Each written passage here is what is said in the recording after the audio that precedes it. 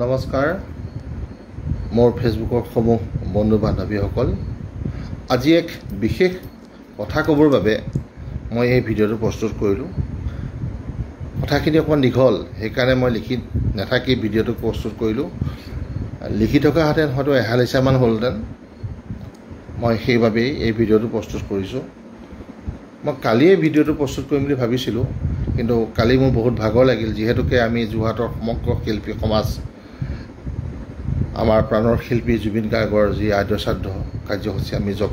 জড়িত আছিলোঁ পঢ়ি শেষ হ'ল ৰাতি কালি গোটেই দিনৰ দিনটো ৰেষ্ট ল'লোঁ কালিয়ে এই ভিডিঅ'টো প্ৰস্তুত কৰিম বুলি ভাবিছিলোঁ ইতিমধ্যে আমি গম পাইছোঁ যে জুবিন গাৰ্গৰ মৃত্যুৰ মূল কালপ্ৰিট সিদ্ধাৰ্থ শৰ্মা শ্যামকান্ত মহন্তক গ্ৰেপ্তাৰ কৰিছে ঠিক আমাৰ যোৰহাটৰ আদ্যশ্ৰাদ্ধ হোৱাৰ দিনাখনে তেওঁলোকক গ্ৰেপ্তাৰ কৰা হৈছে কিন্তু কালি দিনৰ ভাগতো গম পালোঁ যে জুবিন গাৰ্গৰ দুই সহযোগী বাদ্যযন্ত্ৰী শিল্পী শেখৰজ্যোতি গোস্বামী অমিত প্ৰভা মহন্তকো গ্ৰেপ্তাৰ কৰা হ'ল তেতিয়াই মই ভাবিছিলোঁ মই এটা ভিডিঅ' প্ৰস্তুত কৰিম মই অমিত প্ৰভা মহন্তক চিনি নাপাওঁ তেখেতৰ মই ভালকৈ গীতো শুনা নাই তেখেতক দেখিলে মোৰ শিল্পী যেন নালাগে কণ্ঠশিল্পী যেন নালাগে কিন্তু শেখৰজ্যোতি গোস্বামীক মই বহুতবাৰ লগ পাইছোঁ তেখেতৰ লগত মোৰ ফোনত বাৰ্তালাপ হৈছে কিন্তু শেখৰজ্যোতি গোস্বামীয়ে আমাৰ দৰে মানুহক কি কৰিলে আপোনালোকক আজি সেই কথাটো ক'বৰ কাৰণে মই আজি এই ভিডিঅ'টো প্ৰস্তুত কৰিলোঁ শেখৰজ্যোতি গোস্বামী আছিল জুবিন গাৰ্গৰ ষ্টুডিঅ'ৰ ৰেকৰ্ডিষ্ট এই শেখৰজ্যোতি গোস্বামীয়ে জুবিন গাৰ্গৰ প্ৰতিটো গীতৰ বাণী বন্দনৰ নামত প্ৰতিজন প্ৰডিউচাৰৰ পৰা ৩,০০০ পৰা ৫,০০০ টকা এটা তেওঁলোক লয় আপোনালোকে চিন্তা কৰক জুবিন গাৰ্গে আজি এই যেতিয়া ঢুকাইছে তাৰ ঠিক আগলৈকে প্ৰত্যেক দিনে ৫টা পৰা 7টা গান গায় খুব বেছি গাব নোৱাৰা হ'ল শেষৰ ফালে গান গাব পৰা নাই তেওঁ 4টা 5টা গান গায় 3টা গায় কিন্তু এটা সময়ত সেইজন শিল্পীয়ে আমাৰ যোৰহাটৰ DGCত 38টা গান গায় এটা অভিলেখো কৰিছিলে কিন্তু সেই কথাটো আমি যদি গিনিজ ৱৰ্ল্ড বুকৰ ৰেকৰ্ডত আমি জনালোহেঁতেন তেতিয়া হৈ যায় কিন্তু আমাৰ সেই সময়ত সেই সুবিধা নাছিল আমাৰ সেই সময়ত এইটো 2005 চনৰ কথা মই কৈছোঁ আমাৰ যোৰহাটৰ তৰাজানত থকা DGC ষ্টুডিঅ'ত জুবিন গাৰ্গে 38টা গীত একেটা চিটিঙত গাইছিলে 3:30 বজাত সোমাইছে ৰাতি 11:30 12টা বজাত ওলাই গৈছে আমি জানো কিন্তু শেহতীয়াকৈ তেখেতৰ শাৰীৰিক সেই সক্ষমতা নাছিল শেষৰ ফালে 3টা 4টা 5টা গীত গাই তেওঁ গাইছিল এটা কথা আৰু ৰেকৰ্ডিষ্ট আছিলে এই শেখৰজ্যোতি গোস্বামীয়ে কি কয় যে মোৰ ঘৰ গাড়ীগাঁৱত জালুকবাৰীত তাৰ পৰা আহিলে আমাৰ দূৰ হয় এতিয়া মোক সেনে পইচা এটা দিব লাগিব ৩,০০০ বা ৫,০০০ পৰ্যন্ত পইচা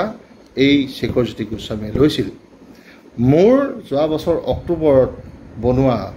3টা গীত আৰু শেহতীয়াকৈ মই আৰু 2টা গীত মই এড কৰিছিলোঁ 5টাকৈ গীত মই সাজু কৰিলোঁ মোৰ সংগীত পৰিচালক অসমৰ জনপ্ৰিয় অৰূপ দত্তই কৰিছিলে গোটেইকেইটা গীত সংগীত ব্যৱস্থাপনা আপোনালোকে যদি দৰকাৰ পৰে অৰূপ দত্তৰ লগত সুধিব পাৰে অৰূপ দত্তৰ লগত যোগাযোগ কৰি কথাখিনি জানিব পাৰে আমি সমগ্ৰ দায়িত্ব শেখৰজ্যোতি গোস্বামীক দিলোঁ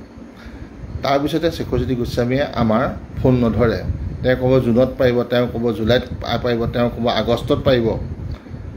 তেওঁ ক'ব তেওঁ গা ভাল নহয় তেওঁ এতিয়া শুই আছে শেখৰজ্যোতি গোস্বামী যদি জুবিন গাৰ্গৰ ৰেকৰ্ডিষ্ট নহ'লেহেঁতেন জুবিন গাৰ্গৰ আজিলৈকে 1 লাখ গীত হ'লহেঁতেন এই কথাখিনি জনাবৰ কাৰণে মই ছিংগাপুৰৰ কথা নাজানো কাৰণ আমিতো যোৰহাটৰ এখন ভিতৰুৱা গাঁৱত থকা আমি মানুহ এজন সৰু শিল্পী আমি ছিংগাপুৰত কি হ'ল কি নৃত্য নাটিকা হ'ল আমি নাজানো কিন্তু শেখৰজ্যোতি গোস্বামী এজন